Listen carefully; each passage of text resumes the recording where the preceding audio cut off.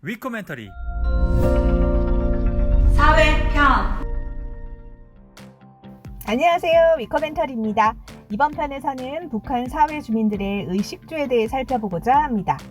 경제난 이전 북한 주민의 일반적인 모습은 비록 모든 필요를 충족시킬 정도로 충분한 양은 아니었지만 그래도 의류를 비롯한 각종 생활 필수품을 국영 상점에서 공급받거나 구매하고 식량은 국가로부터 배급받으며 국가가 지어서 배정한 주택에서 살 수 있었습니다.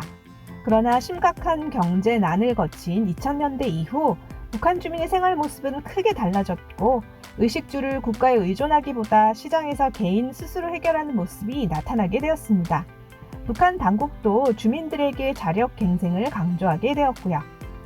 먼저 의복의 경우 국영 상점에서 의류와 생필품을 공급받거나 구매할 수 있지만 양이 충분하지 않고 질도 떨어지기 때문에 대다수 북한 주민은 시장을 이용합니다. 2011년 이후 북한 사회를 벗어난 북한 이탈 주민 중 90% 이상은 북한에 살 때 주로 입는 옷을 시장에서 구매했다고 증언하고 있습니다. 그리고 식량의 경우 북한 주민 중에서 식량 배급에 많이 의존했던 이들은 도시에 사는 노동자였는데요. 오늘날 도시 노동자들은 식량 배급을 기다리기보다는 스스로 경작하거나 시장에서 구매해 부족한 식량을 해결하고 있습니다. 식량 배급제가 무너지자 도시 노동자들은 도시 인근의 소토지를 일궈서 직접 식량을 생산하고 자가 소비 이후 남은 식량은 시장에서 판매하기도 합니다. 사실 수호토지 경작은 아직 북한 사회에서 불법이지만 이제는 협동농장 농민들이 시장에서 파는 식량과 함께 주민 식량 문제를 해결하는 필수 요소가 된 상황입니다.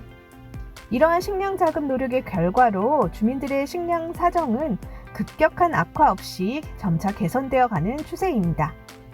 이어 주거의 경우 국가가 지어서 배정해준 주택에서 사용료를 내고 임대 형식으로 사는 게 과거 북한 주민의 일반적인 주거 생활이었습니다.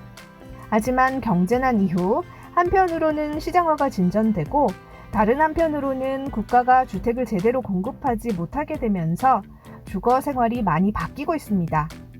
북한 사회에서 금지된 개인 간 주택 매매가 이루어지고 있는 것인데요. 예를 들어 장사 미천이 필요하거나 장사에 실패한 사람들, 식량 확보가 절실한 사람들은 국가 소유의 주택을 비합법적으로 매매하기도 합니다. 반대로 시장에서 돈을 번 주민은 좀 더 생활 여건이 좋은 집으로 옮기기 위해 비합법적인 주택 거래에 나서고 있습니다.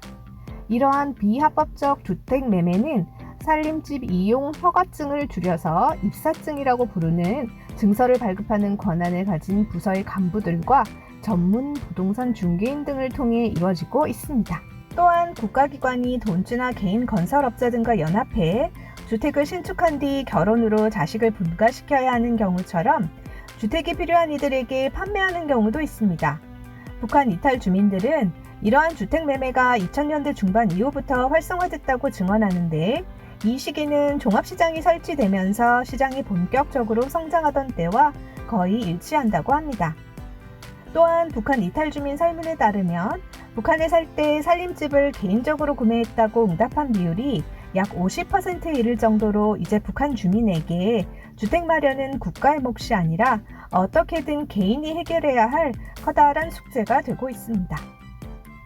한편 2008년 북한 인구 센서스 자료를 보면 당시 북한 사회에서 한 세대의 세대원은 4인이 가장 많았고 가장 많은 주민이 거주하는 주택 형태는 1개동 다세대 연립주택이었습니다. 그런데 유엔 인구기금과 북한 중앙통계국이 공동으로 2015년에 발간한 2014년 북한의 사회경제 인구통계 보건조사에 따르면 단독주택은 32.8%, 연립주택은 41.7%, 아파트는 25%로 2008년에 비해 단독 연립주택 비중은 줄고 아파트 비중은 늘어났는데요. 이처럼 북한 사회에서도 점차 아파트 주거가 확대되고 있음을 알 수 있습니다. 지금까지 북한 사회의 의식주에 대해서 살펴봤는데요. 그럼 오늘은 이 정도로 하고 우리 다음 편에서 다시 만나요. 위코!